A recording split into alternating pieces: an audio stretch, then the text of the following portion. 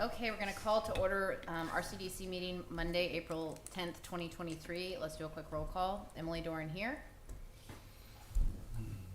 Brian Ryder here. Pat Sheehan here. Barry Delcambry here. Colin Harvey here. Great. Before we get started, is there any public comment here in person or online?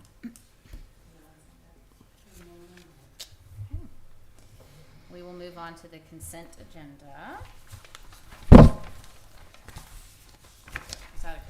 Mics are turned up. This is discussion and possible action on the minutes from the January 9th, 2023 RCDC meeting. Unlike most times, I do not have any comments this time. I'll make a motion to approve. Second. Great. Motion and a second. All in favor say aye. Aye. Aye. Motion carries. Okay. Now the regular agenda. Discussion and possible action to elect president, vice president, secretary, treasurer of the Rollingwood Community Development Corporation. And from what I understand, Ashley, we were sort of out of sync with the other boards and commissions, and so they get everybody on the same calendar, which makes a lot of sense. So Yes. that's why it's sooner than we normally would have this. Yes, it's supposed to be the first meeting of the year. I believe we forgot to get it on the agenda for January, and then we haven't met since. So Discuss. So we just need to renominate again? Do any of you suckers want to be relieved of your duties? Which personality is asking? I nominate Emily Doran to remain as president. Great. Second. Oh, okay. Well, I guess I don't get a say in that. No, you don't. No, you don't. Okay, great. I nominate Colin Harvey for vice president. I will so move. Okay. Colin for vice president. Are we going to do this one at a time or all together? All together? Let's do it all together, yeah. Okay. Doesn't matter to me. And then we'll go. Yeah. No, we'll start over. Okay, so Colin nominated me, and who was the second? Was Brian. Pat. Oh, Okay. Pat. So all in favor say aye. Aye. No. No, I said aye. I did say aye. Yeah, 4-1. Okay. I said aye. And then Emily Doran nominated Colin Harvey again for vice president. Did Brian Ryder gave a second? All in favor say aye. Aye. And then we have the secretary and treasurer. Who are in those positions now? I think I'm the secretary. Yeah. I nominate Pat for secretary. Yeah. I second that. Brian, I that second. leaves you or I for treasurer at this point, just so Yeah. you know. So it's a fight. Well, who's not here? We can- Bobby. Bobby. Bobby was It the is treasurer. Bobby, so maybe we should keep him because it's the punishment. No. Yeah. Can we nominate and second him without him being here? Sure. Yeah, yeah. All right, I nominate Bobby Humphrey as treasurer. I second. Okay. What are we on now, treasurer or secretary? Sorry, secretary. Excuse me. Say- Oh, okay. sorry. We- Pat, you nominate yourself? No. No. I just said I was. I nominated Pat and Okay. Brian seconded. Yeah. Okay, all in favor for Pat Sheehan as secretary, say aye. Aye. Aye. Aye. Motion carries. Okay, so now for The victim treasurer. agreed. For treasurer, Colin, you nominated Bobby again. Yep.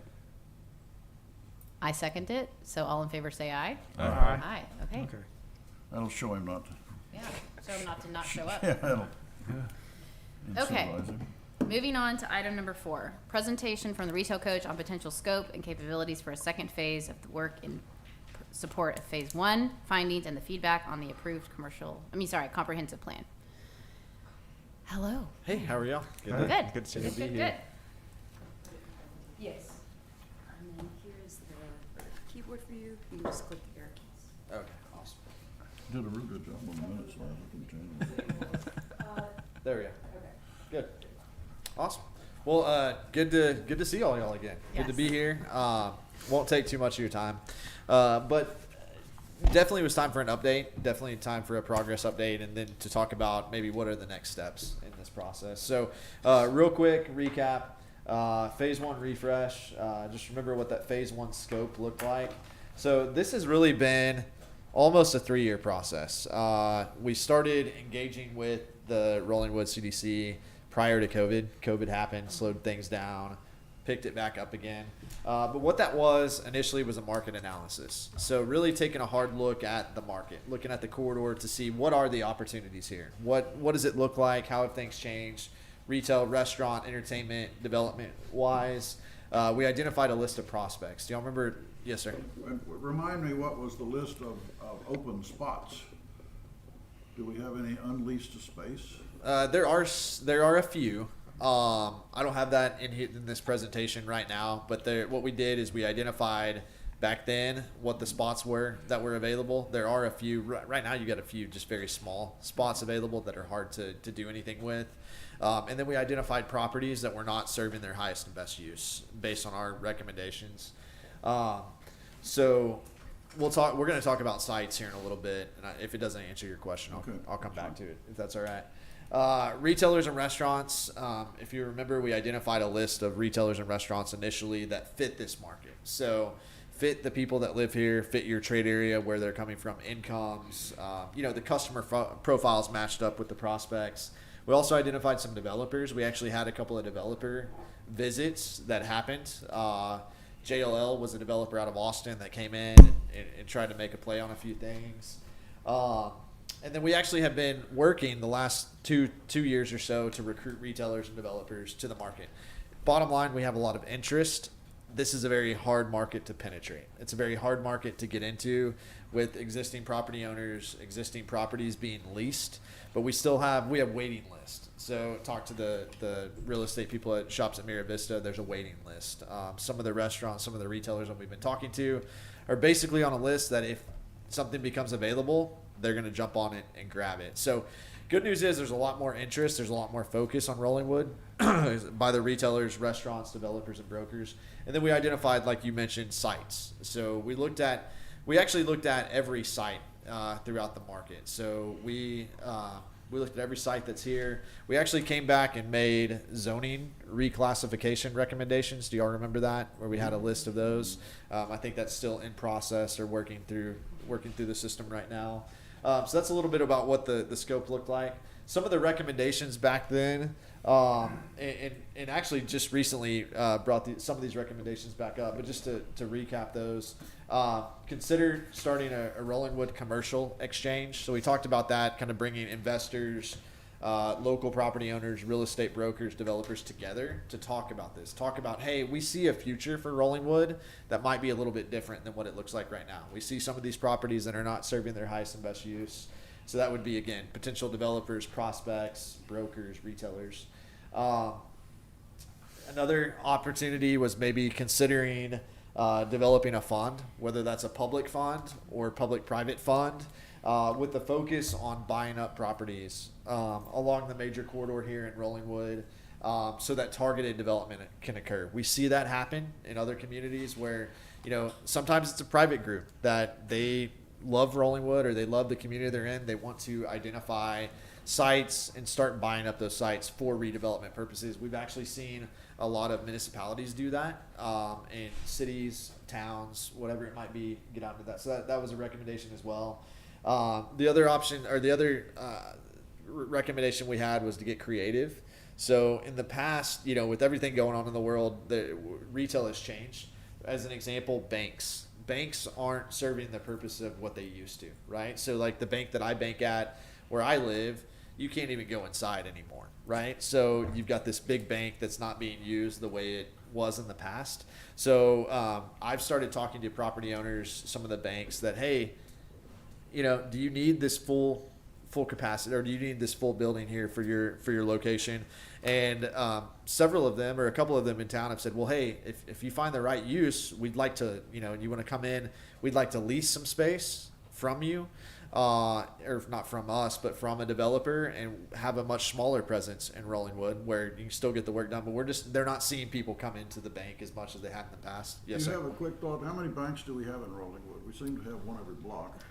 Well, off the top of my head, I don't know how many banks you have throughout the whole thing. There's two that we've talked to about this in particular, about maybe There's True Bank, and then there's, I think, First Republic. I think we have two. Yeah, so I think it's two. Wait a minute, we've got Truist, Yeah, Truist. a name that I find First Republic. silly. First Republic. Why, you're not didn't a big fan of capitalism or what's going on? But no, I'm just joking. I think there's two. I think There's it's only two. two? Yeah, so And it goes a lot more like once you get to Westlake, but yeah, Yeah. once you get outside of the Rollingwood city limits, you start to Frost is see down. yeah, and Frost is further down. A few of the others Chase, are down yeah. there. Yeah. No, Yeah, isn't Chase. our bank, the our bank thing, I've never been in their facility, don't know exactly where it is, but there's a sign up that's right across BK Road, Yeah. and I think's in our city. It's on But it's Lost in an Hall, office it's at building old Lost Hall. complex. Yeah, I've seen that sign too. I yeah, don't I don't remember. think there's a I think they bank. just lease out of a building. I don't know if that's just like loan a office of some kind, maybe? yeah. I think it's a mortgage office of some level Okay, in there. all right. But there's two in particular that we've had discussions with where they don't need the full presence that they have. So they would be interested in partnering with the developer. So we're starting to have those conversations, but we've got to get creative here, right? So we know we have some limitations on height of buildings. We have limitations on other things. So we have to get creative to bring in additional retail, bring in additional restaurants that in the end is going to focus on or is going to help us get that sales tax in, which is what helps fund projects and everything else in the city. We talked about this already, nothing new. I just threw it back in there, but multi-level development it really is going to be the future. Whether that's just 2 stories, that's great. We've got to start building up in order to capitalize on what we have here because we're landlocked in Rollingwood. One thing that I think is important and something to look at is the potential of incentives. Now, I'm not a huge fan of incentives. We're not at the retail coach because I feel like once you give an incentive, everybody starts coming and asking for them. But I think there's some particular properties or particular shopping centers maybe that could go for a facelift, whether that's a facade improvement, maybe that's a matching grant program, something like that. A lot of times what we see is when you enhance these other buildings or you see one shopping center enhance its look, others start to follow suit. It becomes a domino effect. As you drive through Rollingwood, there are some older, I don't want to say dilapidated, but older buildings that need, they're in need of a fresh look. And I think part of that's going to be an education process because a lot of these older buildings, I've looked at their rent rolls and I looked at what they're charging for their rents. And, if they would just make a few enhancements to their building, they could almost double their rents of what they're charging or at least quite a bit more. So those are some recommendations as well. So like I said, incentives should be in focus. Since we're in Texas, there are certain incentives that can be done that are not coming out of the city's pocket per se or the town's pocket, but it's like a sales tax rebate, sales tax abatement to see some of these things happen where you're getting money back on something that you weren't already receiving. So those were a few recommendations we had to look at. Aaron, can I ask a question Yes, about sir. that one? Yeah. So, like for cities, for instance, like BK, where they have like a facade requirement, Yep. I think it looks like. Other cities I know definitely have that. In those cases, instead of incentives, could the city, like the actual council, or like could they impose like a facade look versus us incentivizing?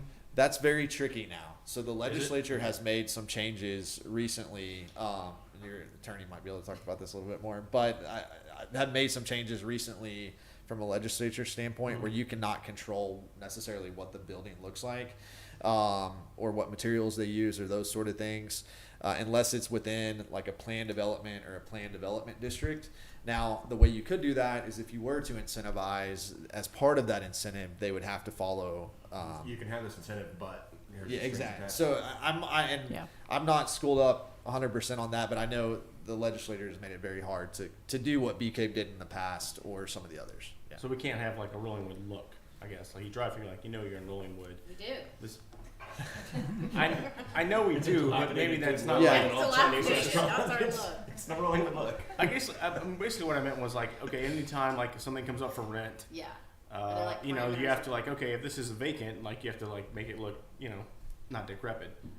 So, I mean, there's what ways is- to do it, but What is that? the how- way- is it? We can't. the way it used to Okay. be done, where Yeah. you've seen other cities do that, you drive into like a South Lake, Texas, or some of these others, you can't do that anymore. There's ways to do it through special zoning districts or special, specific use permits or conditional use permits where, if somebody wants a drive through, you somewhat can control what that I looks mean, like. we have businesses like the facade is a hanging sign. Yeah. Like tarp with a name on it. So why? I'm actually just asking more of like a procedural question. Of, is that a city council question or is this a RCDC question? I understand the incentive Sure. side, but like. Maybe It's an to RC, you. for RCDC's purposes, We it's a can- question sure, we of, can- that's right. We can pay for, fixing up his facade, but if, say we have a guy or a person in the group that owns 5 buildings, if we have to pay for each person to fix up a facade, that's expensive, but if we have like something in place where if there's a vacant spot, you have to like. Upgrade. Put on upgrade, some yeah. lipstick. Yeah. That's not like legally. That's Right, that just would be a city. If there was, Correct. if they had the tools, yes. But But we probably are a can't, city. there's probably not a lot of good tools the city can use for an Okay. existing Okay. property, depending on whether or not, whatever the city's requirements are for the percentage of any type of renovation or remodel. Okay. All those things are gonna kick in.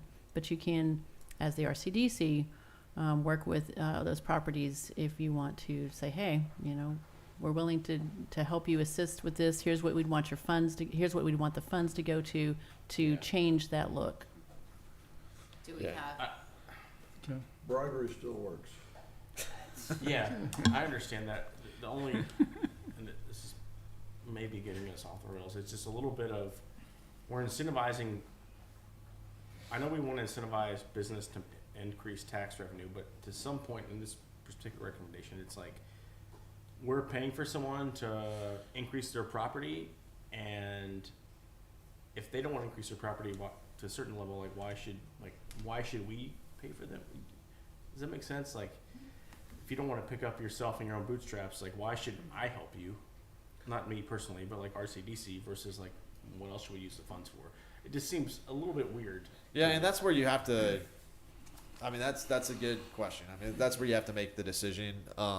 We work with economic development corporations and cities across the board, and a lot of them just, it just depends on your community and what situation you're in. Well, I think a good thing too that I think Aaron, you shared with us last time. One of the challenges is even with some of the properties that are not in the highest best use, sometimes they're held by some fund or somebody that lives in California. Yeah. The thing's paid off. It's cash flow positive. They could care less that it's an eyesore here, and so it would be like, I don't care whether you do that or not, kind of a thing. Yeah, and that's what we've run into. I mean, we tried this for 6 to Sure. 8 months to a year now, and so we are literally in probably one of the wealthiest enclaves in Texas with the worst looking commercial district. Like, Without a it's, doubt, it's yeah. very strange.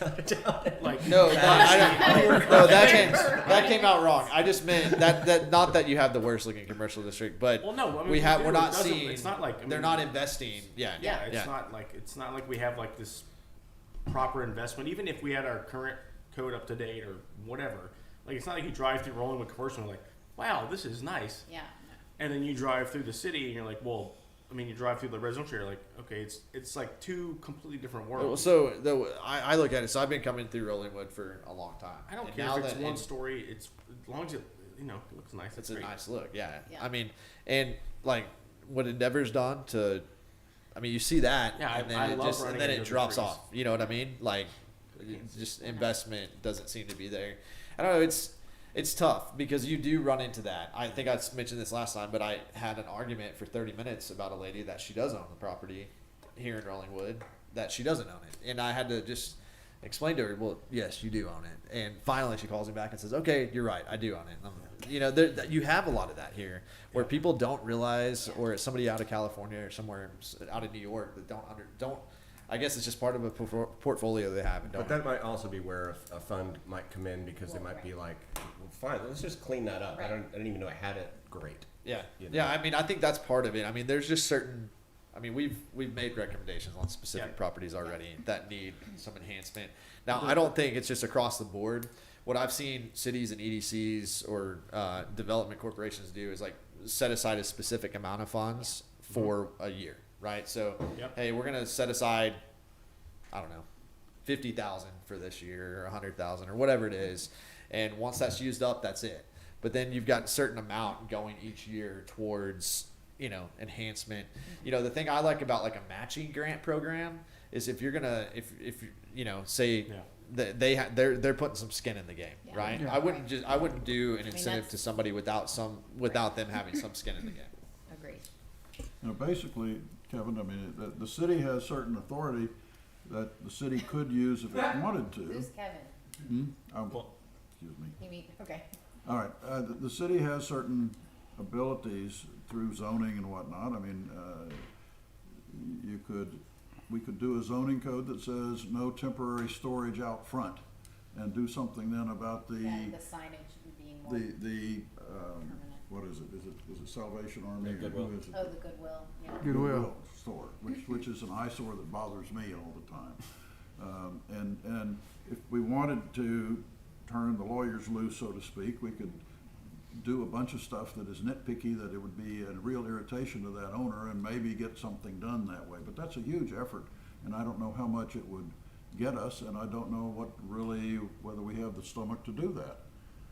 But that is a possibility. The other possibility is what's being talked about, and that is use economic incentives to negotiate something and try to get something done that way. Well, I think if we could go back real quick, and I agree with you. I think if we do a lot of these things kind of together, so like maybe first step is having that rolling wood commercial exchange, and that would be part of, we could help arrange that and set that up, and at least start bringing the group together. Start talking about, hey, we're looking to enhance the corridor here. We're looking to bring this up.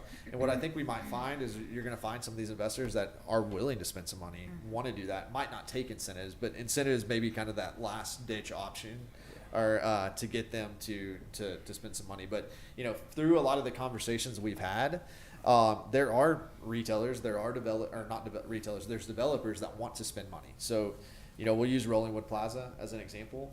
Now, that one's a little bit difficult, but they want to invest money. We met with them. They have money to invest to bring that, to make that look nicer. So I think there are, not just looking at others that are willing to spend money. There's never really been this concerted effort by the city or CDC to push on some of this. And I think it's going to, you know, I don't think it's going to redevelop itself, if that makes sense. Yeah. There's going to have to be some pushing. So, one more question. And Kevin, you're actually here as a liaison for the city, but I have a question for you, because I know you've developed like other pieces of property.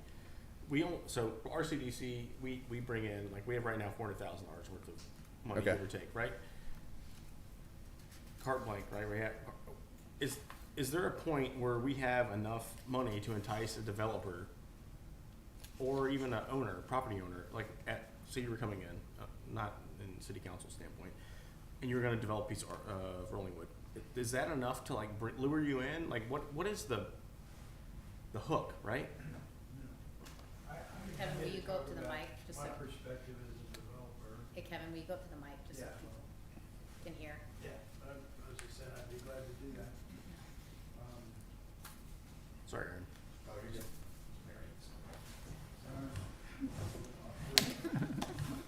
jump over. It's the hard part. That's the hard part right there. So that's a great question, I think, and I will, you know, just for background, I am a developer.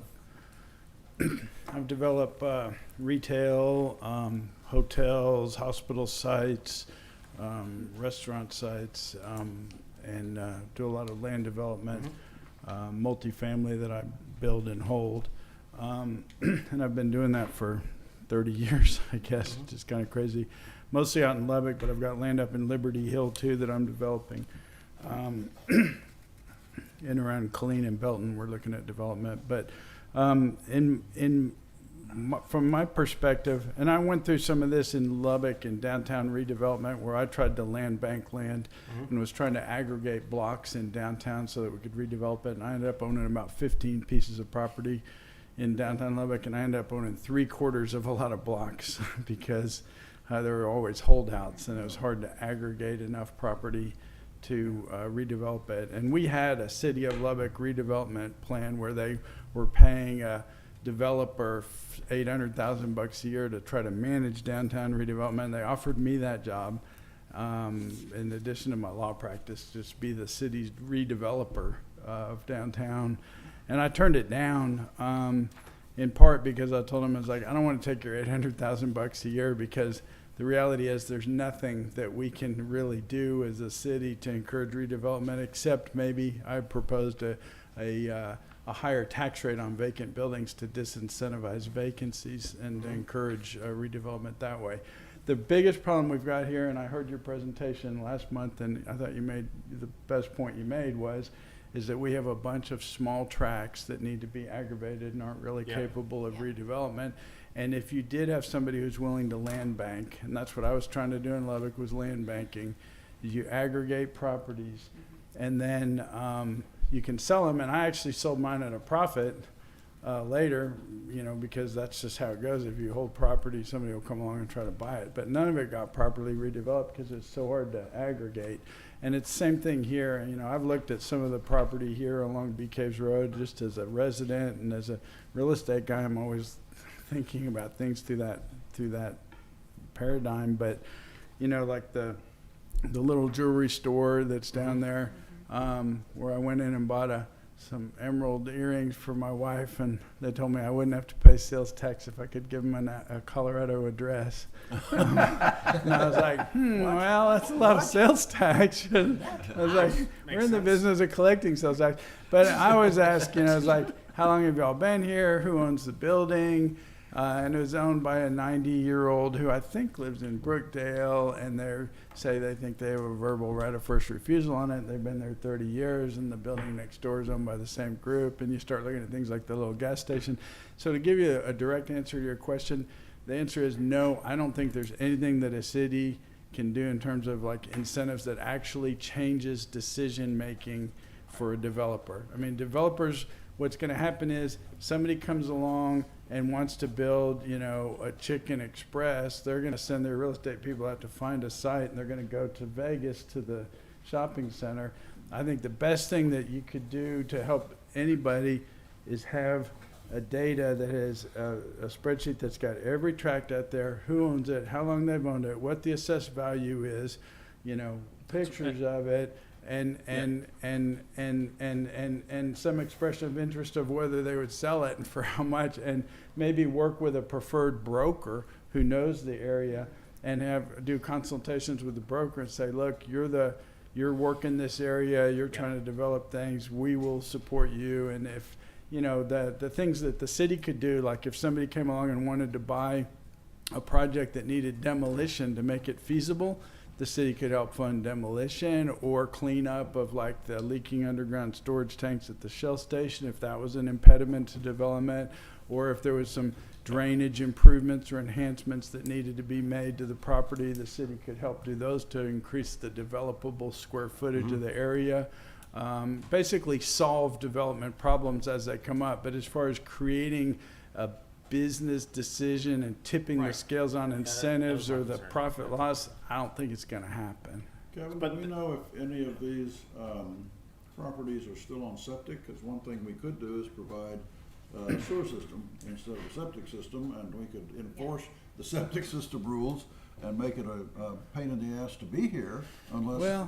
But it's that kind of push pull that the city. We're dealing with little irritants, but if we have enough little irritants to the 90-year-old. Yeah, and I had kind of proposed irritating owners of vacant properties in downtown Lubbock by increasing the tax rate for vacant property as a way of incentivizing people to disincentivize the bad behavior, which is holding vacant property for 20 years in the middle of downtown. That's bad, because it raises crime and costs for everybody. But I think the best thing you could do is keep your powder dry to help solve problems for people when they come up with something and they say, we've got a project that would work, we could do this retail deal, but we have a problem because of this drainage or the sewer issue. So I've got the issue with Liberty Hill and sewer right now. It's like we're looking at what do we need to do to get sewer? Well, it's a mile away. It's going to cost $2 million. And we're working with them like, well, y'all are short on water. What if we put a producing water well in to enhance your water supply? Will y'all extend sewer for us? And we're negotiating that. But we go to them with, when we have put land under feasibility, anybody who's developing will put a piece of land under feasibility for 6 months or a year. Then they'll get their plan. They'll go to the engineers and say, what problems do we have that we need to solve? They'll go to the municipality or other authority that licenses or that grants entitlements and say, we want, water, sewer, drainage, whatever we need to, what are we gonna need to do to develop this? What are the parking requirements? And then they say that doesn't work for us because of X, Y, Z. That's where we could come in and say, okay, we're gonna give you relief from some of that. But I think if you just dangle out something like tax abatements or cash and say, hey, here's some cash or tax abatements, will you come develop? It's not gonna work. So thank you. That's what I thought. I just wanted to make Yeah. sure that was correct. And then that's, I think, what phase 2 might be. I mean, it's more of like the outreach of the data that they put sorry. And that sounded Aaron. good. And Yeah. going to Vegas sounded smart Yeah. too, but I'll So sit and I appreciate that, and that's to agree. My recommendation is not to just blanketly go out and say, Yeah. "Hey, we've got incentives." My recommendation would be to look at each project, each property individually from an incentive standpoint. Yep. So I think that's there. I mean, the bottom line is there's actually a lot of interest in Rollingwood. It's just Yep. figuring out how to get these things to happen. I mean, this might be one of my most challenging that I've worked in 16 years, because you've got, again, property owners that don't know they own it. You've got property owners that don't care that they own it and don't care that money's coming in. So it's, those are some tough things to continue with. I think having an available list of sites and properties and pictures and all that, we actually have So we that have right now. that, right? Yeah. We currently have that. But what we don't have is the executable plan of, for every single one of them, where do they stand based on the assessed value, based on whether or not they'd want to sell it, Yeah, right? Is that- exactly. That's exactly And I right. think that might be important too, just to level set where are we in this process before you go into phase 2. and Sure. See if we all agree. So Can I finish for a second? yeah, sorry. So, we've got a lot of awesome inputs, right? You've got the comprehensive plan, which has inputs, at great scale from this whole community. Awesome. We've got your analysis on what the market bears, like what can be brought in here. Sure. And we've got the assessment of what our biggest problems are, which for the most part are the highest and best use problem. That's the most complicated thing that we have. And so the phase 2 here thing is about what we really don't have, even though the comprehensive plan has the word plan in it, is we don't have a plan to get us from where we are and what we know about our community to where we want this thing to look like. And that's what I think we're talking about here. And I'm just kind of curious if everybody kind of agrees that's where we are. It's like we got a lot of great data. Yep. Now it's time to start doing some things. And I like Kevin's comment there, because I think we've been talking about a bunch of little things. We probably should be thinking about, like, to get these big things accomplished, we need to have that dry powder and be ready to solve a complicated problem. Like if it was the Rollingwood Plaza thing, maybe we can work with them and figure out what is their biggest problem, and maybe we can solve that. Not everyone has a problem. Not everybody has a problem. So Yeah, not everyone has a problem, sure. Right. So I would Anyway, go ahead. I just wanted to kind of level yeah, set that's where great. we were. So I mean, I think you're right. We've put a lot of data together, and we've had a lot of good conversations. I mean, I think I've talked to almost every property owner in town. There's been a few that just are impossible to get a hold of or aren't interested in talking to anybody. So there's always going to be some of those holdouts there. But I feel like we've gone through this process, and now phase 2 is like, it's time to get aggressive. It's time to actually see some changes. It's time to actually see these things through. Does that make sense? Yes. Yeah. I agree. You guys agree? But then I'm back to we have to motivate these people to do something. It either has to be. I think I'm sorry. I think the market motivates people. Yes, I agree. and that's what I was going to say, Yeah, I is don't- that you have to wait, you have to rely on the market. You can't create the market. You Right. can communicate with the market, and support the market with data, which is what you're talking about doing, like at the ICSC. I always get those letters wrong. And I've been to ICSC and pitched my retail up there, and it's an amazing thing to see. It's a great place to do it, but the market has to do it. Yeah. And we can't change the market with the incentives we have. They're just not big enough. Right. And We they, don't have $40 million, or Right. we have 400,000. There's multiple is way different. Well, and the market brings up an interesting. I think with what we're seeing in the market right now, with rising interest rates and everything else going on in the world right now, I think we're probably going to see some of these properties becoming available within the next 12 months, based on conversations I've had, those sort of things. So I think from it's hard to know what the market's going to do, right, or what it's going to look like, but I have a pretty good feeling through some conversations that there will be some availability sooner than later. Even at shops at Mira Vista, they've got a couple of leases that are coming up. Their broker's not sure that they're going to renew. because he's raising the rental prices. So there's an opportunity. There's a couple of different opportunities here. But again, getting aggressive, I think, is what it's going to take. I mean, the market's gonna bear out a lot of this. We're going to see some of this, but I think you can be, we can wait on the market, but we can also be aggressive in a stance that, hey, let's go find the type of developer we want. Let's go find the tenants we want, because unfortunately, well, not unfortunately, but you're built out. So, you're going to get one or two chances. If a property does go, let's make sure we get the best tenants in there we can get. And back to your point you've made a couple of times, because you have talked to developers. I mean, in terms of the market being, here, we know for a fact that the developers, on that Rollingwood Plaza would love to redevelop it. Now, what is the distance between how far they want to push against our comprehensive plan? I don't think we know that exactly. Right. But we have not rolled up our sleeves and said we're not leaving the room until we come up with something that works for you guys and works for us. And the tipping point of a redevelopment like an anchor like that is, to your point, it's going to cascade, because people are going to be like, wow, because it's just going to add to the numbers. Right. And we have to get a deal like that done. We can't get a deal like that done. We're kind of just, I think we're just kidding ourselves. Well, and they've come to the table already. So it's a matter of that deal done. We might as well not be here. It's figuring out that What's middle point. Right. The compromise, but that The we compromise, yeah. aren't going against the comprehensive Against plan the and all comprehensive plan. pieces that. the city Because does it can not. be done. Say again. It can be done. It can be done, Exactly. yeah, but we just gotta roll up our sleeves and work a little hard. And push back some. We didn't push. Absolutely. We We haven't didn't pushed push back. We just listened. We didn't do Yeah. anything. Yeah. Sorry, didn't mean to drag this out. No, that's great. That's I on mean, the rails. I mean, No, that's conversation. this is good, because the reality is It's not good. going to be easy. Yeah. I think we all know that. So what we're kind of proposing with phase 2, obviously, it's kind of a continuation of phase 1, because we're going to have to go in and continually keep up the data. The market numbers, all that data. We've got to have that fresh. A couple of priority sites that I think we've already talked about. A few of them. Rollingwood Plaza was just mentioned. Who's in there now? Chinatown. Chinatown. There's like 20 Loverboy something. Pizza, tenants. which is very good pizza. Yeah, I mean there's one or two The nail vacancies in salon. there, but it's Oh, I know. cash rolling. So, but they're wanting to take it to the next level. So that, we've talked about the Park Hills Church property in previous times. I don't know if now is the right time with them, but there's potential redevelopment there. We've met with them. So there's potential redevelopment there. We talked about the banks and the repurposing of the banks sites. Now, bank sites aren't huge, but at the same time, you could do something there with the banks.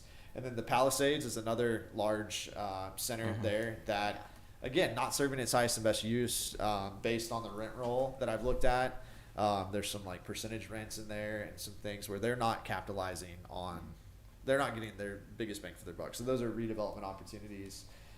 Phase 2, focus on awareness and implementation. That should probably say being aggressive, right? What about the hospital? So the hospital is another one. We've identified that. That's a as- big site. It is. So we've identified. Now the hospital has told us they don't plan to go anywhere Yeah. anytime Okay. soon. But what our recommendation was to change that zoning Yeah. for in the future, so that if they do decide to move, or any of that property does decide to change hands, it's not in a medical zoning going forward. It's commercial. Yeah, yeah. We talked about commercial zoning or mixed use zoning on that site, which just opens you up for more opportunities there to get Yeah. sales tax.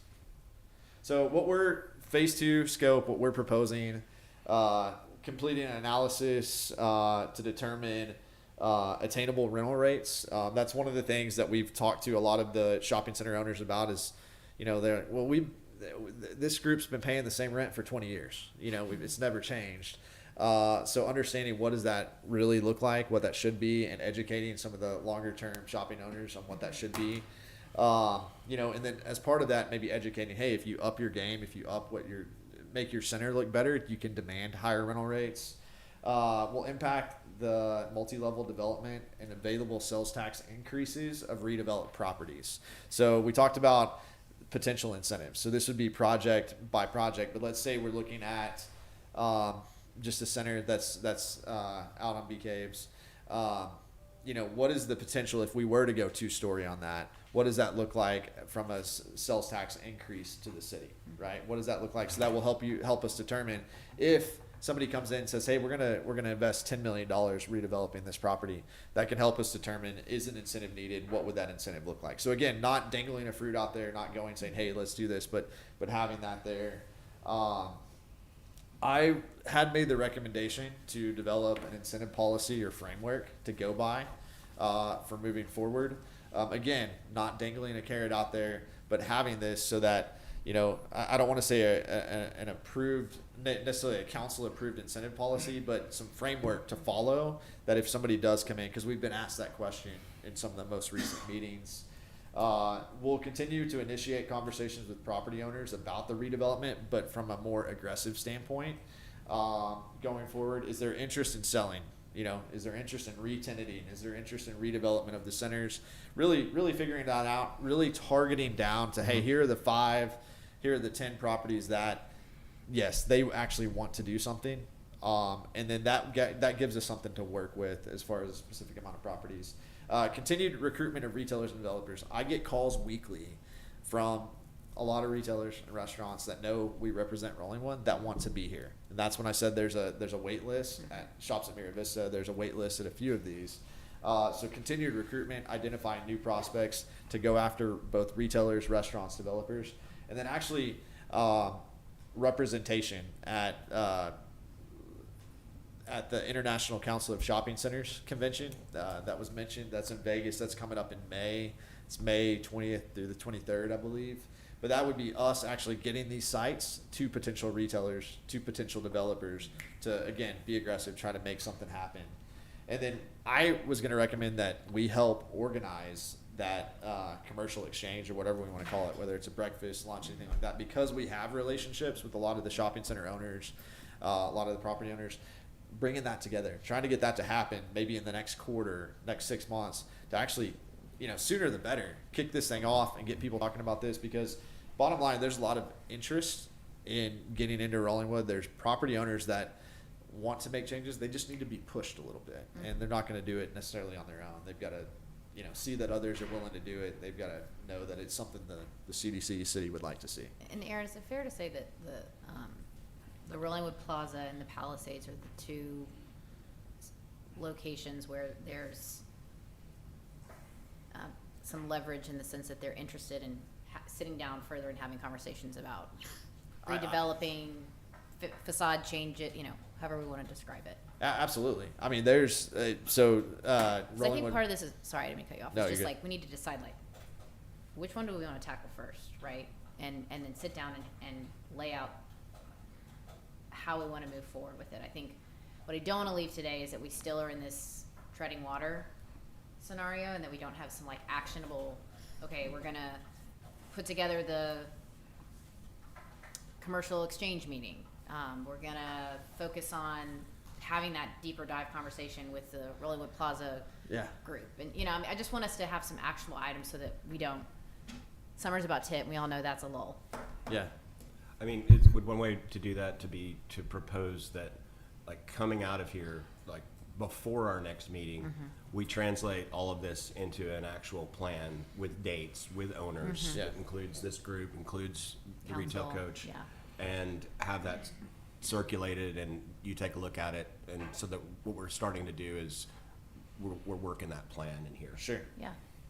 Is that a way to do? Is that? I mean, yeah, no, I think, yeah. Go And I ahead. think you need a little budget perhaps for doing that, in the Yes. sense that he's gonna need to have some refreshments or whatever at this meeting. Yeah. And Oh, I yeah, presume we can right. use this room perhaps for it, but I don't know, maybe you have to have it at Chinatown and buy some. Yeah, I mean, that would be the next thing. You're gonna need a I'm- little grease. To me, I would rather go to the spot, right, where we want to, what we want to improve, and say, let's all meet there and buy the Chinese food and have that conversation.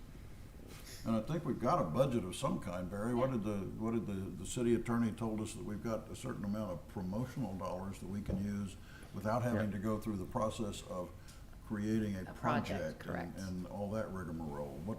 Right. What is our 10%, and that was 10% kind of that of- question we had last time on the Right. advertising, as far as were you already at that max per annual, per Yeah. year of your annual revenue? 10% of our annual Revenue, revenue? yeah. Or, well, $20,000. Yeah, That should be plenty to do this. that's plenty. This is just a Our rough annual plan. revenue is yeah. about, Do any what, projects. 170? Yeah, yeah. 175, so, now, Barry, we had a program that Barry had already thought of, and maybe we just roll this into that about the Welcome to Rollingwood concept, Barry? I'm just- I mean, we certainly could I don't like wanna, pivot. I wanna get some money available Yeah, I mean, for our use, but I don't wanna step on Barry's program unless Barry wants to meld the two somehow. no, I think we could definitely meld that. I mean, the thought behind the initial program was to any new business that came in, basically use our fund to promote them locally. I think cross-business promotion is obviously a good way to go too, so I don't see why it couldn't. We have that approved. I don't know if that is what the council intended or not, or what we intended, but if we're legally okay there, then it seems that it would work. I don't have, I'm saying it's a problem with it. Would the fee for this project, for this continuing our phase two here, which is $87.50 is what requested there, does that come out of our 10% on promotion, or is that something we need to do separately? Yeah, this is coming out of your 10%. Yeah. Okay, Should- well, that should would still leave be us enough. with about an equal number of dollars to do something else with. Which, that seems plenty. I think that's beyond enough. Yeah. How much Chinese food are we buying? Yeah. Have you been to Chinatown? It's not cheap. $11,000 on. I can't take my kids there for less than $100, so I don't know. I mean, it's not a cheap place. I have some ideas though that's worked well in the past from Okay. like the Yeah. commercial exchange thing. I mean, we Yeah. can even I've seen it work where we've done the initial meeting, but then we go into like we do a site tour or we Yeah. take people. Yeah. I mean, I've rented a bus before and taken might not necessarily need to do that here, but taking people to these individual sites or just open it up a little bit more than just a breakfast or a lunch or whatever it is to like get them to actually buy in, see what's going on. Because I think you'll have some people from out of state that will come in for this meeting that have properties that, Interesting.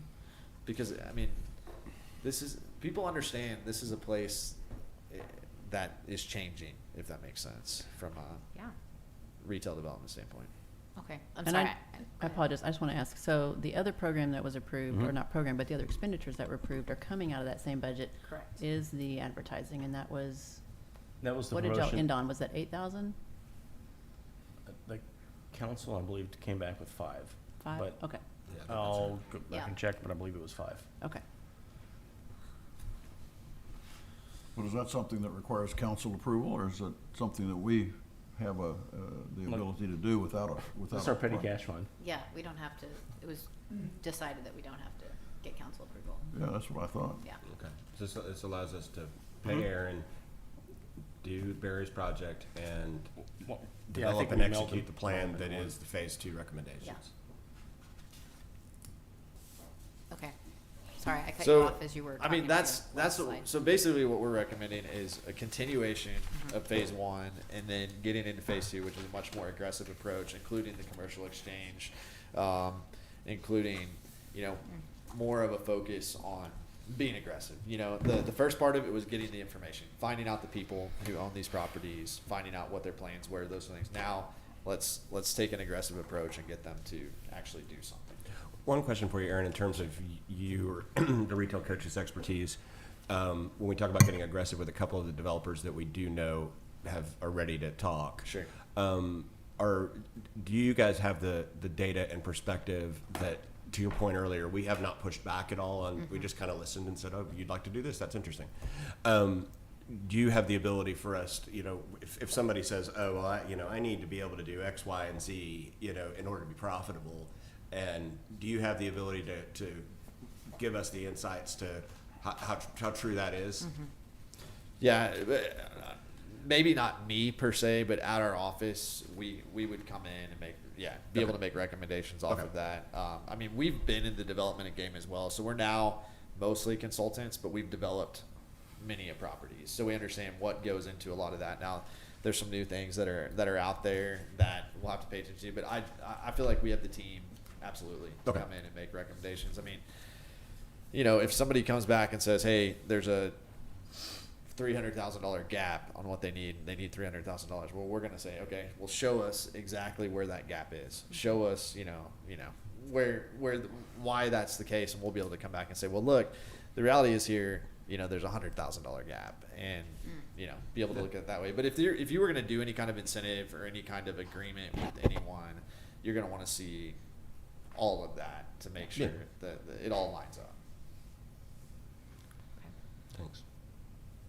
So I guess what we would be asking for is $8,750 or $8,750 for another just 12 months of working together. We're not getting rich on that, obviously, but that would be our team really coming in, taking a deeper dive, a more aggressive approach, continuing to update y'all on everything.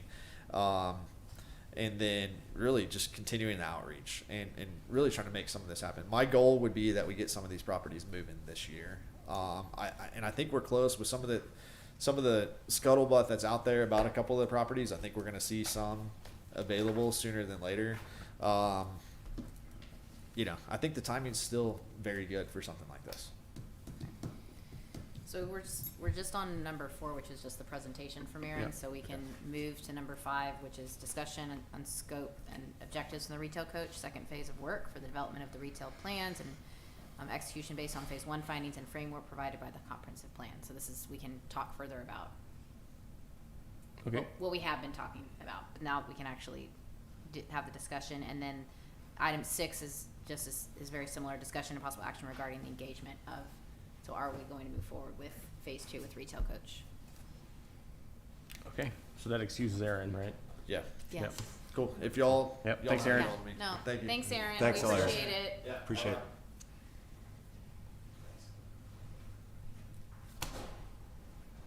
Not all at once. No, I mean, honestly, I think phase 2, what was proposed, is a lot better than what we got from I phase agree. 1. This is much more in line with what I think we need at this point Agreed. versus, phase 1 had its point, but phase 2, I think, so I'm in agreement with, I think, our support of approving phase 2 in its current framework, plus it's considerably cheaper than what we had before, so.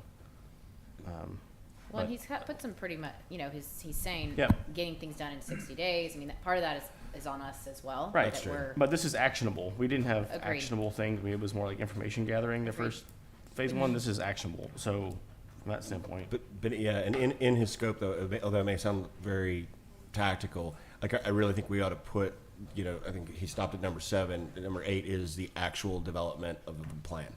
There's at least probably 20 milestones and dates across 4 or 5 different work lanes that I think we ought to develop and report against and own and drive. yep. Because that's again on us. It's a little bit on his work style too. He kind of is like, well, I went to this conference, comes back and kind of is like, it was all good information to Barry's point, but in this stage, I think we need a different level of Right. of If we're going to be structure. aggressive, we need to actually Yep. set some dates, set some timelines, make it happen. I mean, we can have 4 or 5 of these things going on in parallel. Brian, Pat, being quiet. Well, I'm all for moving into the second phase. Yeah. I just think we need to figure out, who's gonna carry on, who's gonna come up with the action items. And I do think we need a budget for, ourselves and or Aaron to work with. And I'm not talking big bucks, another $2,000-3,000 on top of the $87.50 or whatever.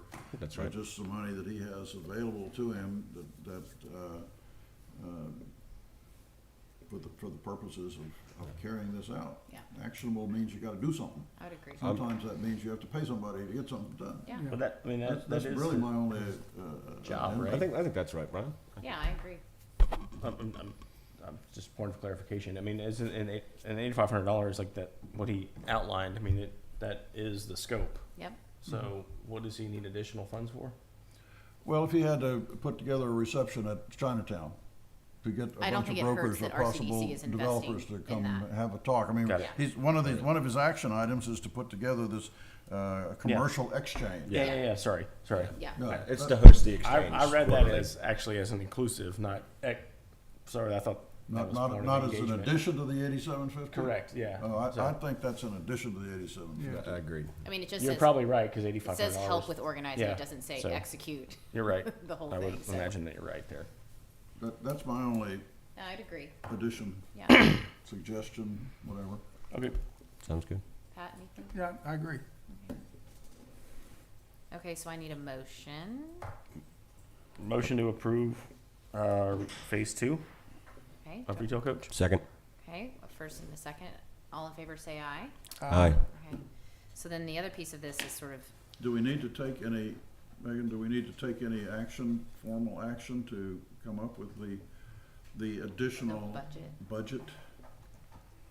Or is this just out of the promotional budget and we have the ability to do it by this group just authorizing Emily to sign a check?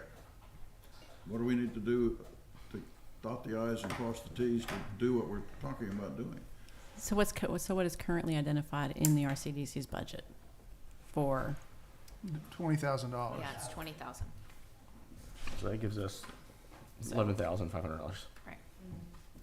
I guess how would they go about those, like kind of approving those as they come along? Is that what the right, I mean, was it amended budget where we're gonna line item those expenditures out of that 20,000?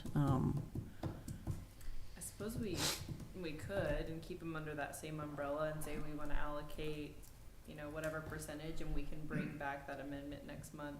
That I don't believe would have to go through council, since the council's, that amount is for you guys to spend, but we could bring back whatever y'all would like to see as a line item for that. Well, and I think from what I understand of what the presentation, and correct me if I'm wrong, but really the only piece outside of paying for phase 2 is helping organize this Rolling Commercial Exchange meeting. Mm-hmm. And maybe we say 2 meetings, Yeah. but otherwise I don't see any other scope. Agreed. Like, Of work tell that- him how many meetings he has to have. Yeah. Like, well, I think you'd have it quarterly. I mean, why would you Yeah. have it? Yeah. But to me, that's the only other item, to your point, Brian, of Yeah, extra budget money. Emily and Bobby are gonna be asked to sign a check to reimburse somebody for a reception at Chinatown or something. That's I just I don't wanna put them in a position of not No, knowing agreed. if they have the authority to Yeah. do it and how much they've got. And That's if, and all. if you've got your agreement and it needs to come back for an amendment Then- with it, once he's got numbers, we can certainly do an amendment to that contract. But we have basically 11,000 and change. Well, that's why I was asking about the other one, is the 5,000, because I'm thinking that's the same budget. It's actually 10 annually with no more than 2,000 to one particular business. Okay. That's how it was proposed to council. So, and I think those are not coming out of that 20,000. So Because those- that was an independent project. Right, those Exactly. are other projects have been approved for separately, so like it's kinda like the MOPAC legal, those kinds of Right. things, those have been approved Yeah. by council separate from that 20,000. So I don't think anything else that y'all have discussed in the last few months Comes out of have that come 20. out of that 20. Yeah. In my knowledge, all we've ever paid for out of that since I've been in this role is the retail coach. Okay, Okay, I apologize. I first thought that was the phase. conversation at council, was that those funds didn't have to have an agreement, they could come out of the marketing funds, so, Right, okay. out of the promotion, that was what they decided? Yeah, that was what was decided, right? Okay, so then if it does come out of the promotional budget, then that doesn't leave near as much. I'm sorry, I'd have to go back and research No, that and that's see what okay. the implications of that was. Okay. But worst case scenario, we have an agenda item where we say we need additional funds for this project. Mhm. That's the worst thing that could happen. Mm-hmm. Okay. And you may not spend all especially if you aren't gonna have enough applications where you're gonna expend that 10,000. Right. It's True. budgeted, but you could modify that budget. Yeah. Okay. Yeah. Okay. Okay. Awesome. So I think that the last piece here is just sort of who's going to own this timeline with Aaron and really rev it forward. I'll do it. Okay. If that, I know I'm calling self-nomination and second. I second. So, Third. Great. Okay, perfect. So then, Colin, I'll you'll help you if just you need get with Aaron on the timeline and kind of Yep. the conversations that need to be had. And I think we also need to strategically determine, like, is that something that like Kevin joins in on? Is it Gavin? From a council perspective of just how to navigate that I appropriately. think we definitely want to have like council and No, mayor sure. meet and greet, like there, right? yeah. Oh You're yeah, talking yeah. about I'm who's just helping. I'm just saying as we're starting Oh, these got it, conversations, got it, like yeah. flushing that out with Aaron of what is the appropriate timing to Yeah. engage those Yeah, groups. yeah. The difference between an informational session and okay, Exactly. we're actually having discussions about how this Exactly. might work. Yeah. Sound good?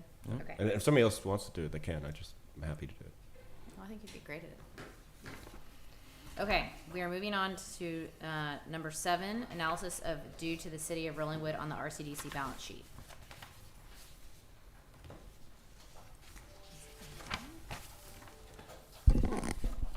At the last meeting, I believe, Brian wanted to know why the balance was so high. Yeah, just, And that consisted because the check for admin had been written in the prior fiscal year, but had not been signed until the current year.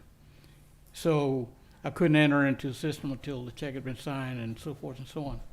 The current balance is $24,542.19, and that's the balance that exists at the end of 2021 fiscal year.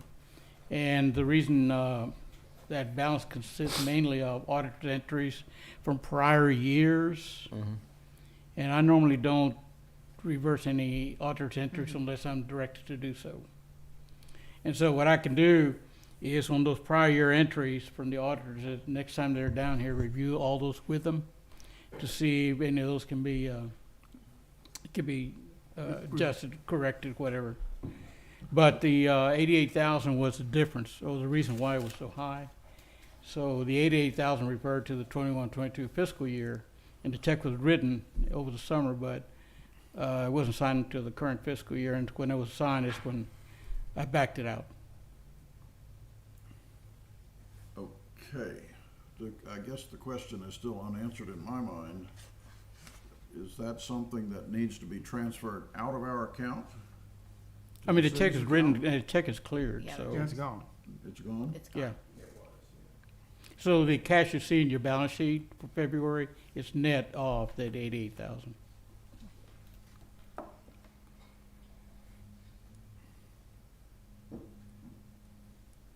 Right, so in figuring out, I go to page, what do I go to? I 21. guess it's the last page of our, is it the last page? Where it shows our balance sheet and how much. Page 9. No, I guess page, well, Yeah, it One. should be. It's the last one, Brian. Right line items, all the.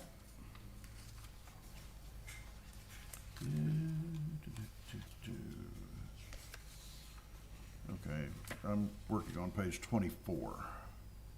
Yep. It's also called page 3. Yeah. For just so we can be confusing, Exactly. further confusing. But we've got the budget and year-to-date actual, and then we've got another, that shows that on the current period, we've only spent 14,000, is that income, the 14,000? that's revenue. No, that's, yes, it's revenue. Than expenditure. Okay, Brian, where is the page? This is the page you want, balance sheet. Yeah, you're right, that's on page 9. Okay, thank you. There's no numbers. All right, it still has, though, Which one? liability. The 20, he said it's still there. He hadn't, those are journal entries by the auditors, the 24,542. That he needs to clear with the auditors about what to, how either reverse them or stuff needs to be paid or, corrected. Yeah. All right, the only rationale for being worried about it is to find out how much money we've really got to do something with. You've got the cash, you got 335,000 at the end of February. That's the operating, and tax pool is a savings account. Correct. And the city owes us 29,000. The 29,000, that's just the collections from the last month. You're or right. two. That's basically like 2 months' worth of checks that, Sales tax. that have been deposited. Yeah, okay. So that then gives us the information we would need about how much money we actually have and how much we're committed. We've actually committed, and it's in the budget here somewhere, for MOPAC expenses, for, That's the last page. What page is that? The very last page, it's the MOPAC expenses at 40, commercial code update at 30, mobility, connectivity and safety at 55. So that's, we've allotted 125,000. Right here. All right, so we back out to 125. Because we've already committed those dollars to the city council, for the most part. Yeah, So I that signed all then those gives us checks. a net of what we've got to use. And of that, we've budgeted 20,000 for project development, which I guess is the 20,000 we've been talking about, non-project related 77, and additional new projects 125 that we've only, I think, approved 3,000 for the milk and for the coffee service and whatnot. Yeah, I think that one just hasn't yet been included in the budget amendment, but there was 3,000 for that as well. So that's also been committed. All right, that gives me a little better handle on how much we got. And that then gonna roll into the last item, but that's, okay. So can we just make sure that 3,000 is in there for next time? Okay, thank you so much. Okay. So are we good to move on for number 7, Brian? Yeah, okay. Thank you. Good night. Okay. Thank you. Thank you. Number 8, discussion on the possibility of requesting the use of RCDC funds to make capital expenditures for trail drainage and parking lot or other park improvements. Brian, this is you. I'll start with that, but Kevin's gonna have to talk about it as well. Sure. The issue or the possibility came up, the issue is the fields up there and the parking and the trails and what do we need to do to keep them and to improve them. Kevin reports from the last city council member meeting that there was an appetite for doing something about spending some of the RCDC money, particularly for those purposes. Now, one of those purposes is something we'll have to get to here. Kevin has organized a private effort after baseball season to regrade fields 3 through 5. That's the back end. To improve the drainage there, and then to allow, after the drainage is improved, to allow more sodding and grasses and grass replanting, et cetera, to make that more usable for everybody, but dog use, baseball use, all together. Associated with that, which is inside the fence, is to do something outside the fences. And what we've come to, as I understand matters, is we're not going to use the north parking area, the parking area at the far back of the park, adjacent to those backstops in the back, for dog park or other uses. We're gonna keep those as parking area, but we need to improve that parking area to make it used more efficiently. We've got then the side area of the driveway that is a collection of dumping of leftover asphalt from many years and many different projects and potholed, et cetera. And then we've got the front parking lot, which was built by me and 2 other people probably 15 years ago, and defined by some railroad timbers that we found. And managed to get donated to the city, and I remember doing that on a rainy day, much like we had over the weekend, of spiking those things down with some rebar. But all of that needs to be upgraded, and then the trail itself needs to be looked at to see what drainage issues we've got. You're When talking we about have the a walking heavy trail rain- area, the one that is at perimeter of the park, you know, the fields. Yeah, the walking trail around Okay. the park. When we Yeah. have a heavy rain, we get washouts. I walked Yep. it yesterday, and we didn't have, we had, I mean, my gauge at home, a little over 3 inches of rain over the last week, but it didn't come so heavily that we had washout problems Yep. as we've had in the past at the park. We guessed when we were building that trail, those of us unprofessionally who were involved in using shovels and supervising a bobcat, guessed where the drainage areas were gonna be, and sometimes we got it right, and sometimes we didn't when we made some hardscape drainage stuff. And then also we have right up here, pointing behind me, we've got a drainage problems from coming off the roof of the concession stand down through that area where grass doesn't grow, and caliche, it's all just caliche because it's under the trees and doesn't get enough sunlight there for grass to grow. And then we've got old, again, timbers and old telephone poles that we got donated that are part of the drainage facilities to keep the park draining properly. So the city council suggested that what we do is use some RCDC money to work on all these issues. The first thing we have to do, though, is figure out what the issues are and get some design and get some professional, I think, advice as to how we're going to do it and what the detail is going to be. I put together a relatively detailed proposal for a project. Kevin said, "Brian, you're a lawyer and you're using too many words. Keep it simple." So what we have, Yeah, you're both lawyers. One's a trial lawyer, though. That's different. You gotta speak in layman's terms. I'm not a trial lawyer. Way different But than, pass those down. yeah, there you go. Yeah, I can understand this one, the one you said, I don't know. Yeah, this is Okay. I like this. Kevin's thought of how we would define a project, and summing up, what the parking improvements would be define the parking area. We're using just the stones now that were literally just me and a guy on a backhoe picking up things where we could to define an area where the young baseball players could warm up without having somebody else parking where they were doing it, and to keep I mean, people will park anywhere you don't bar them from parking. They'll park under trees, they'll park In your yard. in yards, anywhere. So Yeah, I some get it. people don't like the fact that I use big stones to define the area to keep the cars from parking on the gravel, which Yep. we still have problems on occasion, which I have to remind the local police to get out there and move somebody. But those are the kinds of things. And right now, I'm just saying we need a budget to hire somebody to actually bring these ideas. Just similar to what Colin was talking about the getting some action items. So- to actually design this thing and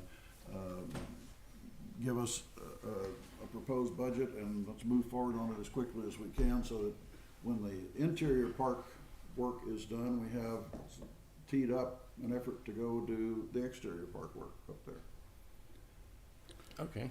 Kevin, does that match what the council It conceptually wanted to do? It does. That's a good description, and I would just comment on the process a little bit more, because it is going to be a process. And the first process would be to, measure support from RCDC Council and from parks on, that goal of spending RCDC money on the park. And the limitation is it has to be for capital improvements, but that's something that can be defined and worked out and resolved as we go forward. That's not too big of a limitation. But I think the first step would be then, if everyone agrees that we should spend some money, would be then to authorize spending some money for the consultant that you described. And I would expect Basically, that a landscape architect, I it would think. be a landscape architect. And what Phil and I have talked about doing is running it by a couple of the architects here. And now I've hired about 50 landscape architects on about 15 different occasions to do projects, and there's some here in Austin that I work with on my projects. But it's not going to just be like I go pick somebody that I've worked with before. Instead, I think what we're going to do is talk to like Duke Garwood, who's an architect, maybe Alex Robinette, who's an architect, and talk to our existing engineering firm and see who they recommend. And it may be one consultant for all three projects: drainage, trail, and parking study, but it might be a couple of different ones. It might be that we get somebody else on the drainage issues to identify them and make recommendations for drainage improvement projects. But it could be, that they work together. We're not sure. We're just gonna have to reach out and talk to different consultants and see what they would propose. And, but what we would get from them is, in each of these three areas, is a recommendation or recommendations and options of things that we could do. For example, on parking, it might be that they say we could either do curb and gutter, we could define the parking areas more with something other than the boulders. More big rocks. More big rocks. We might be more big rocks, and it might be different kinds of hard surface, or and I know there's some interest in pervious cover from council. I don't know how practical that is, but we'll find out. I went to the park commission and heard them discuss this thing. Kevin was there with the park commission discussion too, and they are really into pervious covers. My experience, Kevin, with pervious cover, I'm in the development business I as know you well, are, yeah. and it doesn't last worth a damn. Well, and we don't really, the irony is that we don't have pervious cover now, and the people who are advocating that have concrete parking lots and asphalt streets in front of their houses, but it doesn't matter. You know, it's something that if there's interest in it, it's something that we want to bring forward and look at. But the real concern that I have about this whole process is that I want to keep it really, really simple on the front end, because if we start trying to define the details of what we want to accomplish and design criteria and standards and goals on the front end, then it'll never go anywhere. So if we can just agree that, okay, we're going to hire consultants, we're going to spend some money to do that, and then we go out and get those consultants to look at it and let them tell us what we could do and what the options are that are reasonable that we should consider. And then then we'll have some things on our plate that are projects that are more specifically defined, like on the trail it would have a drawing from a landscape architect that says on this 1/10 of a mile we would put curbing in, replace the steel edging, we would level the grade, we'd bring back the crushed granite surface, but in the drainage washout areas we would have a different solution, that kind of stuff. And if we get that, and then we could get cost estimates to go with that, because once you have things drawn up like parking areas, for example, our parking, I don't think if a business came in and tried to put in the parking that we have in the park, we wouldn't approve it, because it doesn't meet code and it doesn't meet any design standards or any engineering safety standards for being able to back up, turn around, and it is what I said it was. It is the accumulated leftovers from parking, from street work over many years that have just been dumped there and spread. But you're not going to create more space. You're not going to create more parking. They're not going to create more parking, but might use it more efficiently and more safely. I'm talking about new parking space, as far as I'm concerned, or my concept of this. And council didn't want to get rid of any spaces either. I had proposed that we study, one of the things we study is getting rid of the north parking lot, looking at creating a separate dog park area, as has been discussed many times. And that did not fly at all, like the proverbial lead balloon, right? But so that was the only real limit that we got from council was don't get rid of any parking spaces. Okay, fine. But nonetheless, with that limit, let's look at what we can do to improve, at least get some design options more efficiently. Right now, people more are efficiently. pulling in there. There's no guidance as to where they're supposed to park. They park willy-nilly all over. And I think curbing. I get it. I mean, they park in my current house that I've been moving around like a vagabond in Illinois for the past 2 years now. They park all over the place. They're all around me. And curb and gutter could help a lot with both drainage and with defined parking areas. We'll see, even if it does have a pervious cover in it. Right now, this discussion is only to the extent of what this group would agree to fund for a consultant, professional services. And I don't even think we have an action item posted to do a project here, but that's what we would have to go through is the process of defining a project, which would Do you want us to start that discussion? If the council wants to move on it quickly, because I just have one question about it. Yeah, sure. And that's it. There was a comprehensive plan done for the park. Phil, you were on the park commission, I think, at that time. No, you weren't? Okay. What is the amount of, maybe someone can answer this, the overlap between what they did and then what we're doing now? That is it. If there's none, that's fine. Well, we've asked them, like like Nicole mentioned, we've got some studies and some plans and some customs. I said, great, send them to us. Because really, I've read the park master plan. There's a whole bunch of like consultant fluff in it. Right. And all we need is what I would call, as a developer, buildable plans. I need, I need takeoffs that have estimate that I can take it, that somebody can look at. Not buildable, but biddable. Yes, biddable. I get plans. It. Yeah. So, if somebody's got some biddable plans for something, that's great. I didn't see anything. I haven't seen anything yet that was what I would call. It was more. I mean, I remember it was like shapes and like it was like shapes and diagrams. Like that's what Yeah. what it was. It wasn't anything where you can like. There were proposals of different possible configurations and things Right. of that nature, but nothing concrete in there. What this is proposing is roughly fixing the trails as they currently exist. Yes. A plan to fix the trails. Huh? A plan to fix Yeah. the trails. Yes. Yeah, a Yeah. plan, Fixing the exactly. trails as they currently exist. Yep.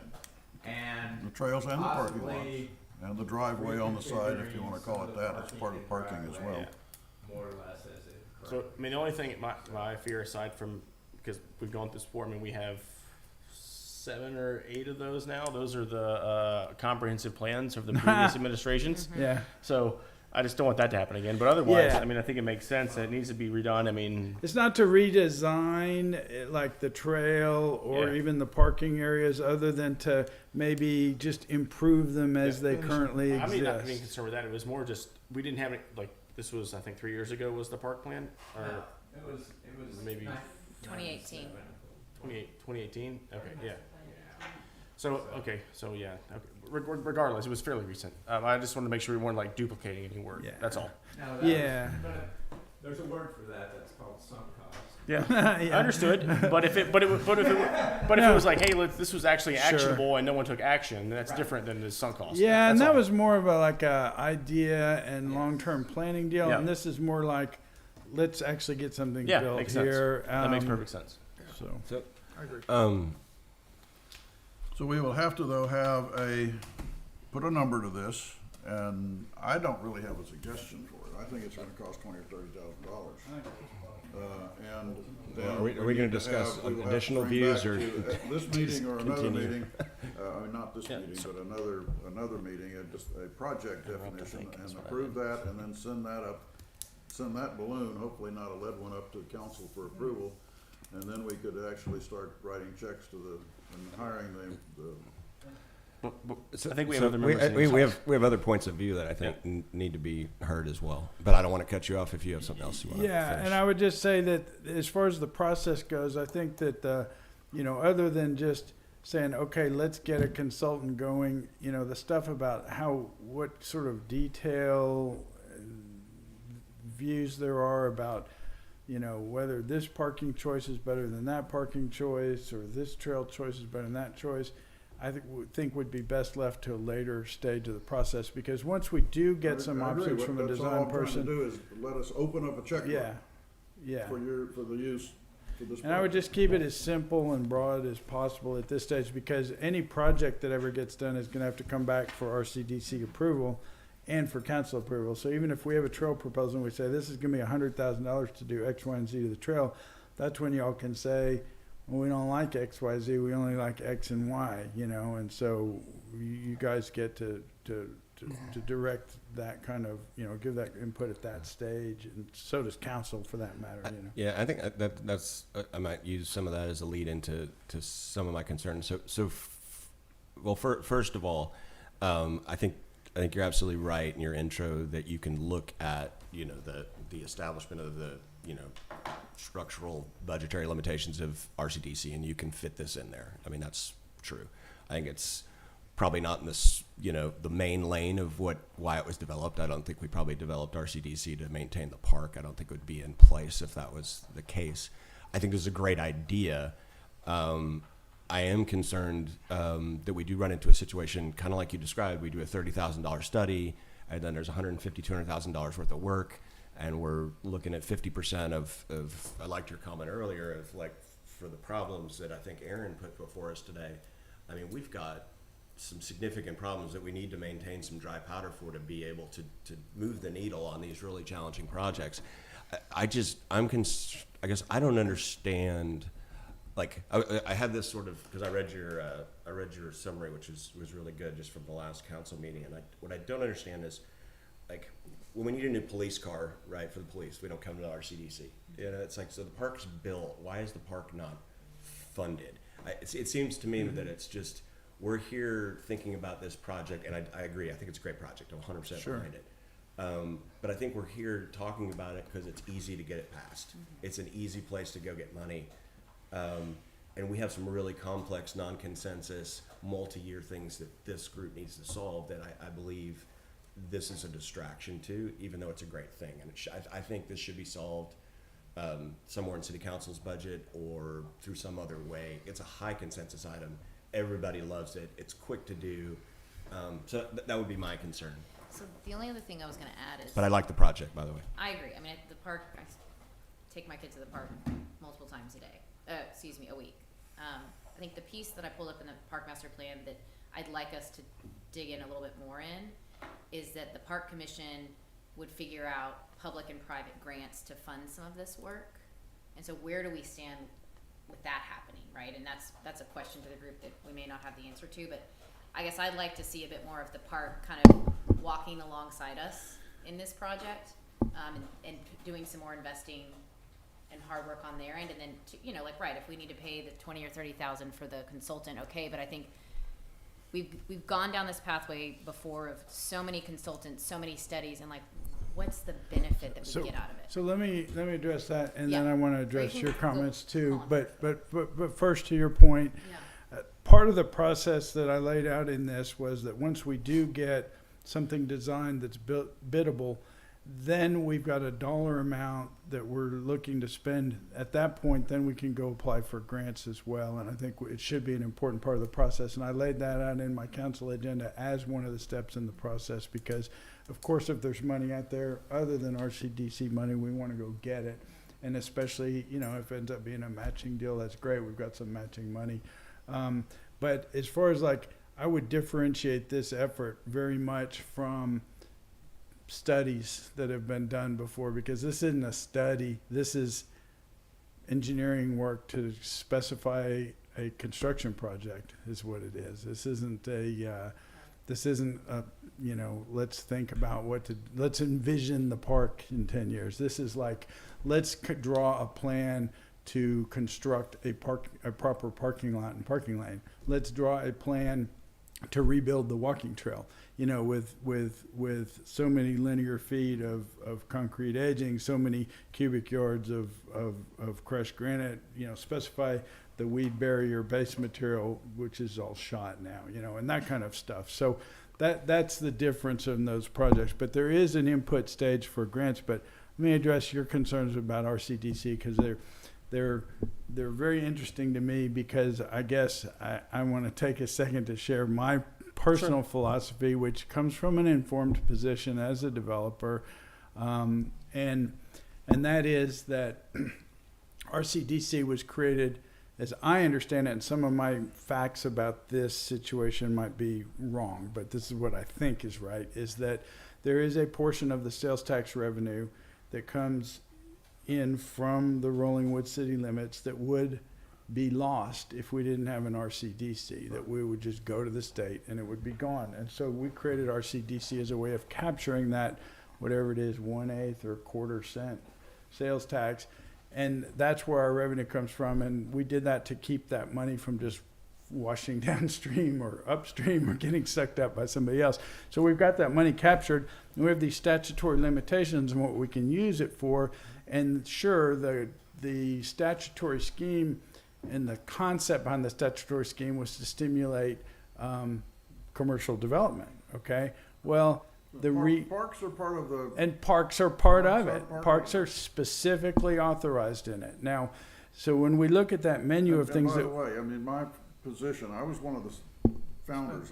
It's my signature that's on the corporation formation of RCDC.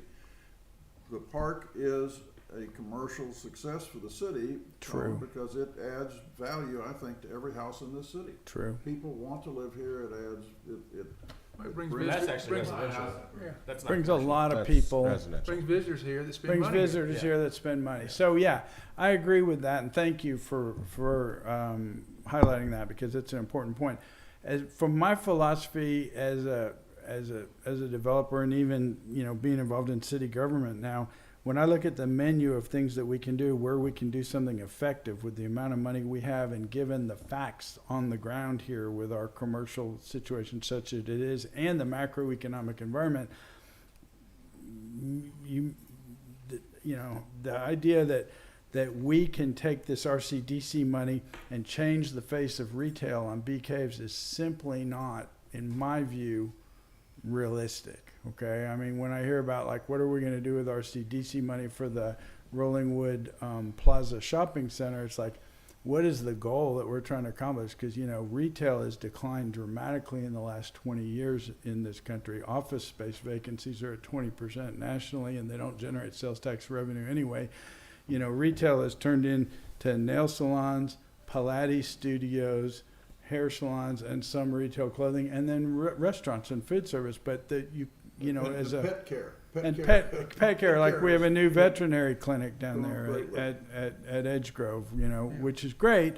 But, you know, the question is, what can we do with this amount of money in our budget? Is like putting a new facade on a shopping center isn't going to change anything But on what retail. we can do is, and that's why I mentioned it, extend a sewer line to somebody that's got a septic Absolutely. system right now. Absolutely. And how Solve much would that problems be? when they Yeah, come that's up. that's a good question. So how much would that be expensive, right? Well, it depends on how long the sewer line has to be and the engineering It involved. all depends. I'll give you a Remember that perfect. all this city was built on septic systems originally.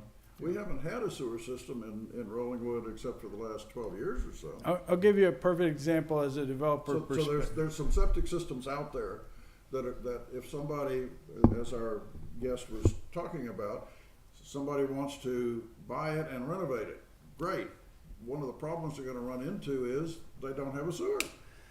And that comes up in the development And we process. can solve that problem Let- if you, within our concept. Let me give you a good. But I guess what I'm hearing there is in that particular situation, that would probably be a pretty big ticket item, Could be. and I wouldn't want us to not have the money to be able to do that. But we can pass because- bonds, we can pass bonds. Well, that's not easy. Yeah. Well, Well, It can be done. We're Yeah. providing, we would be providing an incentive. Yeah. If it didn't make sense for the developer, I mean, basically, we're helping a developer, but we're not footing the bill to make it, you know. This organization in the past has done water line extensions to facilitate some of the businesses out there, some of the development out there. It's just sort of a contradiction is to, on one hand, say we could do things like that, and on the other hand, say you guys aren't going to move the needle and be able to do anything with your budget. Which one is it? I mean, well, but what do we also think that realistically we're going to accomplish? What are we going to turn goodwill into? What's it going to become? You know, what is the retail that we think is going to come in here? I mean, you know, we want a restaurant instead of Goodwill, maybe. Or what do you think is going to happen to China Star Shopping Center? I mean, you know, who's going to go in there? Right now they're advertising second generation workout space for lease. When I just Googled it a minute ago, it's an empty workout studio. I mean, that's what you're going to get. And then, you know, and as a developer, if I look at that piece of property, I look at it and I say, oh, okay, I know what I could do with that property. I could do one of several things. I could sell it to a big anchor tenant like HEB and wipe out the whole thing. That would be one thing. And they want to own all their own property. I'd sell it to them. Or I would build it up and incorporate a much more intensive use with garage parking and probably residential wrap around the garage parking, and then, you know, have the retail with the shared garage parking. But, you know, just higher intensive use, which means garage parking. But it's not like you're talking about $50-100 million projects. You know, and really, truthfully, redeveloping that shopping center is $100 million project. So if they go to that and they look at it and say, okay, we want to do a $100 million redevelopment project, they're looking at, you know, the biggest concern is going to be code issues of, are you going to let us put in that intensive of a redevelopment? You know, How that high much, with the people on. and how high is it going to Timberline? go? I mean, Do the we know truth anybody on is, Timberline, Barry? that thing isn't going to get redeveloped live like there, that unless somebody they do go to multi-story residential redevelopment. That's the market right now. Residential is the only market that's moving at all in nationally. Like I get stuff every single day. I get 10 emails like from all these commercial real estate development Batteries. firms. Cushman and Wakefield, all Battery of them. factories are going big. There's $120 billion of battery factories have been approved in the last 6 months. Yeah, and South Korea's funding the battery factories. None of that in is. the US. Well, but to Aaron's point, when we're built out on that, so we have what we have, right? I mean, so like we're not gonna get a battery factory. We don't have the land. Bless you. Yeah, But we're- I we're not- guess, I mean, like, the other comment I would have to that, and this is gonna sound ridiculous probably coming from me, but over the past year, like, looking at and going through these studies with Aaron and everyone else, we have, like, this one area that we can improve. It's the park. And historically, I mean, I think over the years, I've been opposed to, like, improving or using RCD funds for this. But we have this thing that is essentially our HEB, our anchor, that we can improve, and we can use RCD funds for that.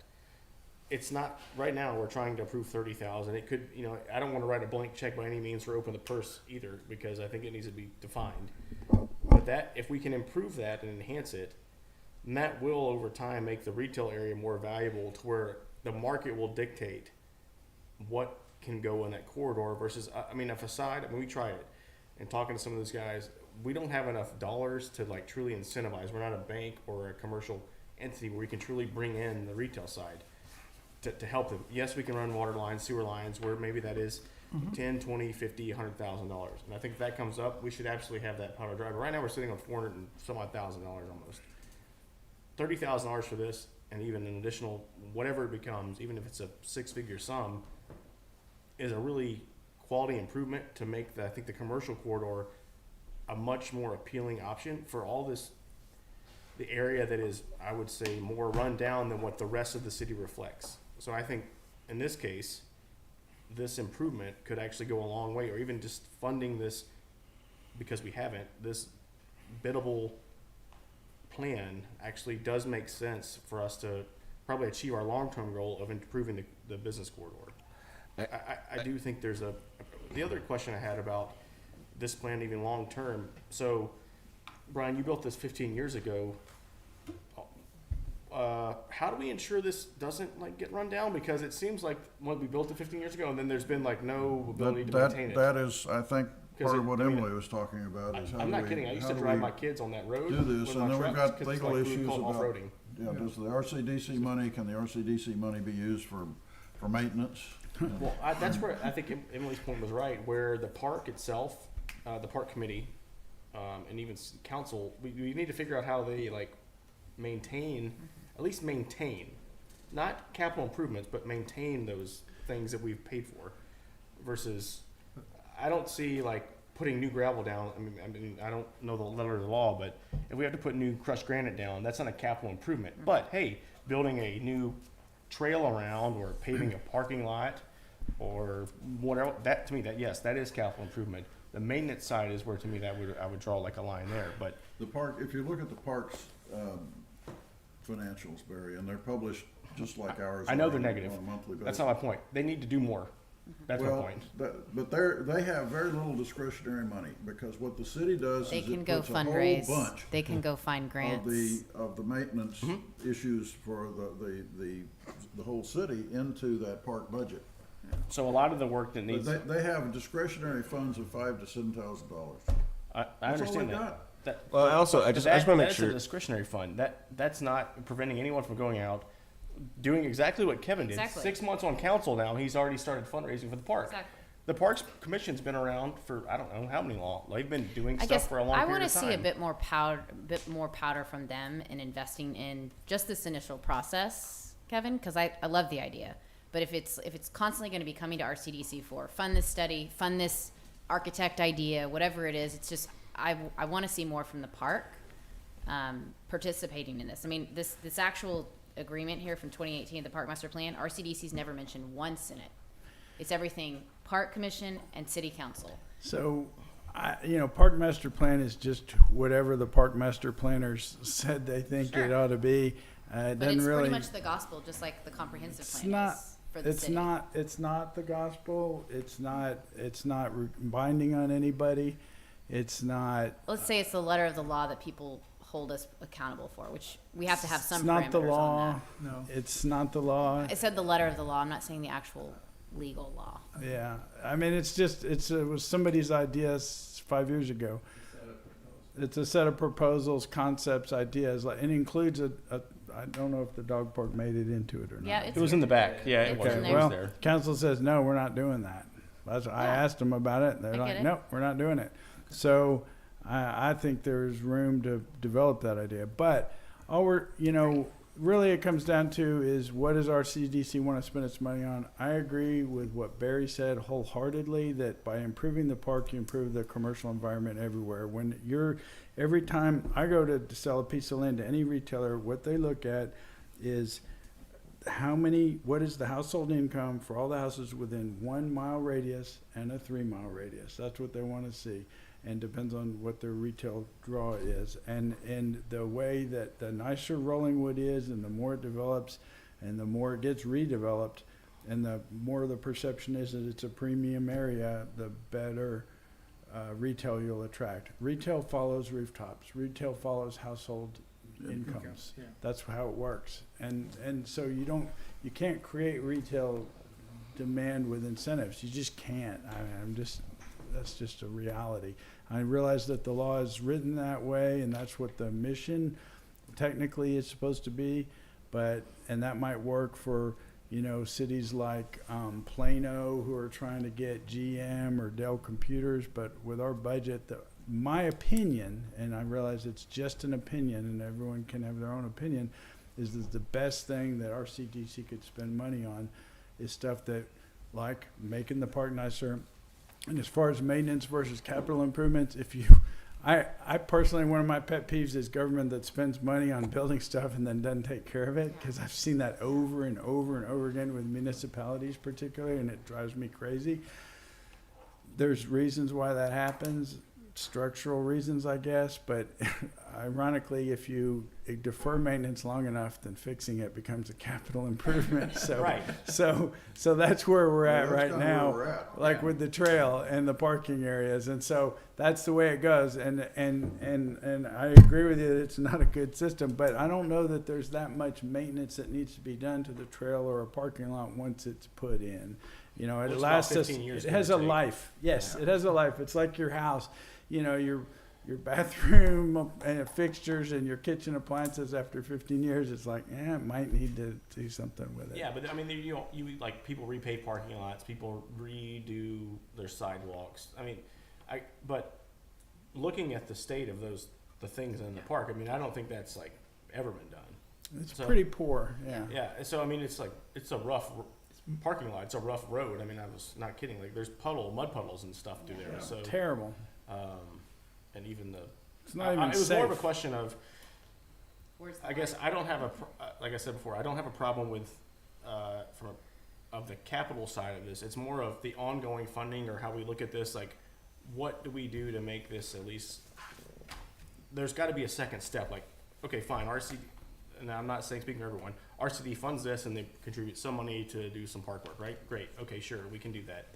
Second part is, who's going to pay for the ongoing pieces? So in 5 years from now, you're not coming back saying we need a new capital improvement to do the work we just did 5 years ago. Where, in my opinion, if you have a house, you do occasionally, whoever owns that house, not the builder that built the house, they do some Sure. ongoing maintenance. Like, we need to also think about that as a city and a group of And I where think does that come in the I budget? think drainage improvements, once you make them, they're done for the most part. But I think you're talking about stuff that has 15-year or better life. I mean, parking lot ought to have a 20-year life. That trail should have at least a 10-year life before it needs some freshening.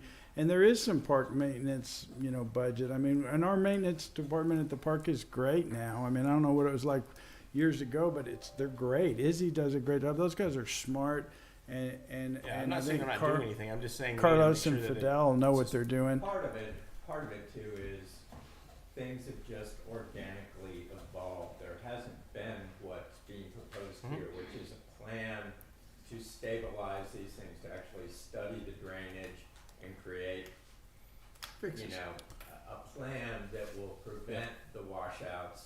We're talking about stabilizing some parts of the trail that currently are just decomposed granite that's washing out. There are products that can stabilize that to make it. So we're looking at doing a capital expenditure on a holistic plan for probably the first time of actually getting an actionable plan to fix these things, and then we'll have 10, 15-year lifespan, or we can continue to do what we're doing right now, which is just limp along and fix things as they get totally. Yeah. I mean, prior to 2019, I think the RCDC gave $80,000 a year for park maintenance and improvements. Yeah. So at some point we were funding that as well, but that's what I don't want to get to, is where we're just. That got whacked by the lawyers because that was just Yeah. maintenance. Yeah. So I mean, I guess I didn't want to go back. I don't want to go Yeah. back. The other thing related to like kind of what's proposed here, I do think we should. I don't know what the directive will be, or I would call this like a RFP when we go out for this, or it's something different, I think, in government terms. But we just, if this is approved, we just need to. This is just discussion. So. Right. But I'm just thinking like through this of it's parking, drainage improvements. I do think there needs to be a step, or maybe it's not with this, but how does again, park and council, after we have this, like what is the grant, like do we need to fund, or is there a grant writing fund that needs to happen? Like we need a grant writer if we don't have one already. Well, it all depends on what projects we take on, in what order, and how big they are. But I'm thinking that's like that's the other step. So as a council Yeah. member, whoever is liaison to parks, I think park needs to be briefed on this as well, besides from RCD's purse strings. Like the park, again, has to have some ability to, maybe it's not funds, but they need to like identify, there's other steps that have to happen aside from just, you can't just write a check and expect stuff to happen. Like there's follow-up steps. To me, we can write the check, obviously, we have the funds, but from a execution standpoint, that sits much more on council and park it commission. does. And so we need to understand Yeah, I guess that do they next have step. an action plan? Like, do they have an What is action their plan? step? I'm liaison to Park Commission. I presented all this to Park Commission, What'd they say? and Park Commission is not, in my opinion, Park Commission isn't going to be driving any projects and not going to be funding anything. They don't have any money, and I don't think they have the capacity to go out and get that done. I think I'm sorry, but then why are they there? Because their job. well, they're advisory. should there's a second step here. They have to, if it's not a. I think council's going to do that. Okay. Council's going to do it, and I think what we need to have is if we have, okay, let's say that we come back with a drainage, engineer has a drainage plan and says, we recommend these 5 different things for drainage. One of them would be to stabilize the soil around that concession stand so it's not washed out. Yeah. Caliche, okay, and might build a retaining wall there, for example. I think So you're then- gonna need a series of. You need a series of retaining walls. And then there's a Some mess ground where they cover. stuck a batting cage in the middle of Yeah. a drainage Yep. swale. If you've seen Yeah, I've that, seen it's it, yes. ridiculous. Yeah. But, that needs to be fixed. And a council member, Brooke Brown, mentioned something about the north end where it goes off the parking lot down the hill towards her house. I don't know what that is, but there's a number of those things. I know where that trail is. And let's say that we have an engineer says, okay, this is what you need to do to fix these things, and this is what the plan is, and this is roughly what it would cost. Because one of the things every engineer does when you get them to give you a design of a project is they give you a cost estimate. That's what they do. So they say, all right, that's $75,000 or $100,000 to do, these 5 things, Yeah. okay? Then for the trail, there would be a specified materials, lengths, and that you could do takeoff quantities. There'll be a cost of it. Let's say it's $100,000 for that. So then what we do is we say to council and to RCDCs, okay, the engineers designed these drainage projects, it would cost $100,000. They designed this trail project, it would cost $100,000. They designed this parking, which would cost $300,000, okay? Yep. Do you want to pay for any of those? And at the same time, I think we would say, are there any sources of grants that we can get? I don't think we can go apply for grants for something like, let's say, the trail without a plan and a cost estimate. I completely. We agree have with that, then we go apply for a grant. Trails, I think we could get a grant for. Yeah. Parking, That's- not so much, okay? Alright. I guess I just, not to beat a dead horse here, Kevin. I'm just asking, like, aside from you being liaison to the park, which I appreciate, the park commission itself, someone on there needs to do something to help with this. I don't know what that is. I have no idea. but they need to do something. They may not have money, but My- they have time and manpower. My So that's fond- also an asset. My fondest hope would be that they would just at least let it happen without putting a stick in the spokes, because they want to talk about things like how much they like the boulders there as parking barriers, and how any parking lot has to be maintain our pervious cover, which I tried to point out we don't have pervious cover, but they insist that we should have pervious cover for parking, which it's a great concept. I'm all for the Okay. concept. We can talk to the engineers about it, but nonetheless, You of them built the butterfly garden. So I if welcome that's the you to case, come to the park commission Then you have meetings. the park commission not wanting to do whatever this is. You have council and RCDC circumventing the park commission. We're not circumventing. They supported if- this. if They the- didn't oppose Okay. this. They said they voted that yes, this is a good plan. Okay. They wanted Sorry to for talk missing about that, how but- we're going to pick a landscape architect. And I said, I know some. And they said, well, we don't want it to be your friends. So I said, okay, fine. That's fine. It doesn't have to be my friends. They're not my friends anyway. I They're guess just part- business it's But just- associates. why aren't they like help? I'm just asking like purely Because the procedurally, question why is, can't who they- on park commission is it that you think would be The stepping whole up to group. do Well, that? that's we all sign up for roles and jobs. Oh my goodness. We all so maybe this is just doesn't matter, but like. You almost, we're I all- would have almost we're all assumed voluntarily. whoever So, is the like- head of park commission actually would have come here and did what you Chad did. Smith is at a park commission. He and I have worked together on Yeah, this he- with Phil. He helped. He's very He was a helpful. part of. He's been very helpful. Chad's been great. Yep. Chad He's- has walked the park with Phil and I on several occasions, detailed these various issues, and Chad's 100% all in. Okay. Chad's frustrated with park commission because park commission has no authority Mhm. under the law, and that's frustrating to anybody who's trying to serve on it. They have no money. So if you have no money and no authority, it's very frustrating to try to get anything done. So when I came to him and I said, hey, Chad, what do we need to do to fix? Yeah. Phil and I did, and we walk it. Chad's 100% on board on this stuff and would come to you and tell you that, but he said it at the park commission meeting a couple weeks ago, and he would be glad, and he said it at council when we were discussing this at council. So the park commission role, because I was the chair of the park Yeah. commission, is more, it is purely advisory. So they will be in on planning and discussing and getting, feedback from the community and all those sorts of things. Yes. RCDC's role is to help fund things, and then Yep. council's role is To fund economic manage development, not just and- things. Yeah, that's, There's a difference, but yeah, point of clarification. I get you. So, But y'all are the money So- guys. Yeah. So, everybody has their role, and everybody's gonna be involved in this. We're just asking RCDC. To get it started. Are you willing to look at or consider the possibility of your role in this? And that- so can Well I said. I want Well to said. I want to bring up something as I've been listening to you guys, and I'm taking in your comment a lot on the realities of $400,000 is not going to convince a $100 million development. That's true. So we should be realistic about that. So what can we do? I think is a great question. I think it's interesting and debatable. And I mean, I think this neighborhood's got several $1 million homes, and I don't know that the park is keeping us from our greatest Right. aspirations.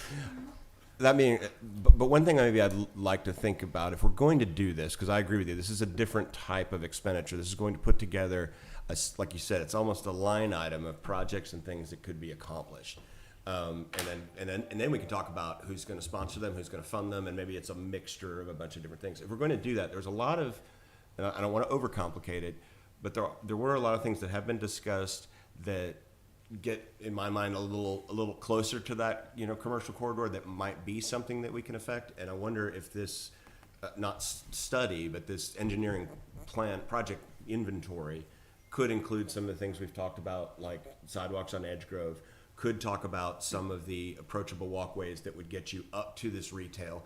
Because if we can build some of those underpinnings while some of these longer term things that are much more expensive happen, they're going to look back and not only see, the park, but they're going to be like, look at all this stuff that's like right here. And now what's left is just the crappy buildings. I'd feel a little bit better If we could- if we kind of fixed all that.